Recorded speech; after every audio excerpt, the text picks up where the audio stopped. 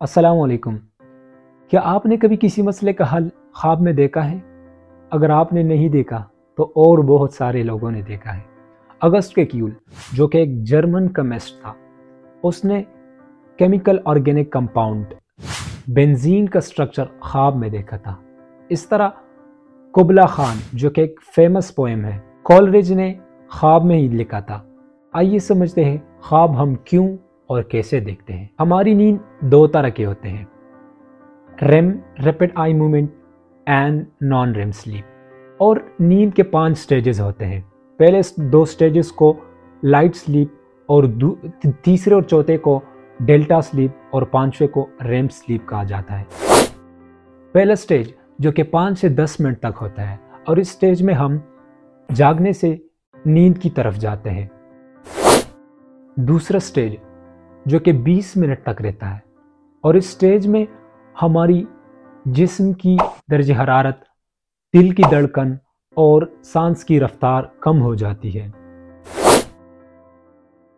इसके बाद तीसरा और चौथा स्टेज, जिसको डेल्टा भी कहा जाता है, ये 30 मिनट तक रहता है और इस स्टेज में हम हल्की नींद से गहरी नींद की तरफ जाता है। एक्चुअली में ये एक ट्रांजिशन है from light sleep to deep sleep.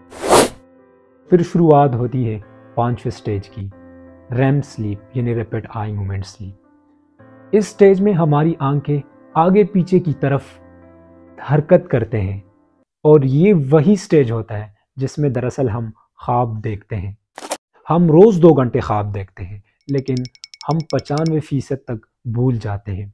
मर्दों की निस्बत औरतें ज़्यादातर ख्वाब याद रखने की सलाहियत रखते हैं। अगर हम 8 घंटे सोते हैं तो ये साल के 122 दिन बनते हैं और 75 साल के 24 साल बनते हैं। यानी इसका मतलब हम 24 साल सोते सोते ही गुजार लेते हैं।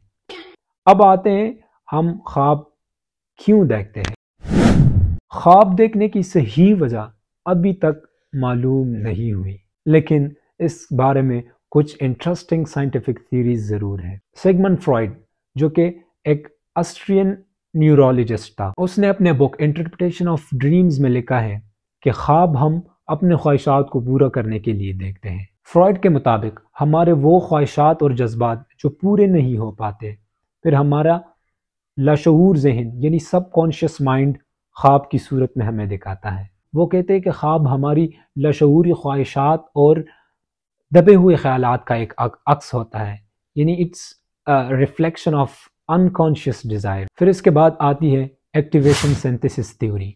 इस थ्योरी के मुताबिक दिन को पेश आने वाले तजुर्बात और बेतरतीब ख्यालात को समझने के लिए हमारा दिमाग ख्वाब की सूरत में पेश करता है। इस थ्योरी के मुताबिक ख्वाब एक गैर इरादी चीज़ है, यानी ये एक बाई प्रोडक्ट है दिमाग का। ये थ्योरी ये भी कहता है कि ख्वाब जिंदा रहने के लिए ज़रूरी नहीं है। कॉग्निटिव साइकोलॉजिकल थ्योरी के मुताबिक ख्वाब हमारी यादों को मजबूत करने और दिन को पेश आने वाले तनाज़ात को हल करने में मदद देते हैं। कुछ रिसर्चर्स का मानना है कि ख्वाब मसला हल करने और तख्लीकी सलाहियतों में किरदार अदा करता है।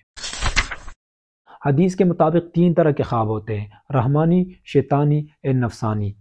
रहमानी वो ख्वाब होते हैं जो अल्लाह की तरफ से आते हैं और ये अच्छे ख्वाब नेक बंदों को आते हैं। शैतानी डरावने और परेशान कुन ख्वाब होते हैं। नफसानी वो ख्वाब होते हैं जो इंसान की अपनी सोच से, अपनी रोज़मर्रा ज़िंदगी में जो वो कुछ करता है उस सोच के मुताबिक जो ख्वाब आते हैं वो नफसानी होते हैं। उम्मीद करता हूँ वीडियो इन्फॉर्मेटिव लगा होगा। मिलते हैं नेक्स्ट वीडियो में।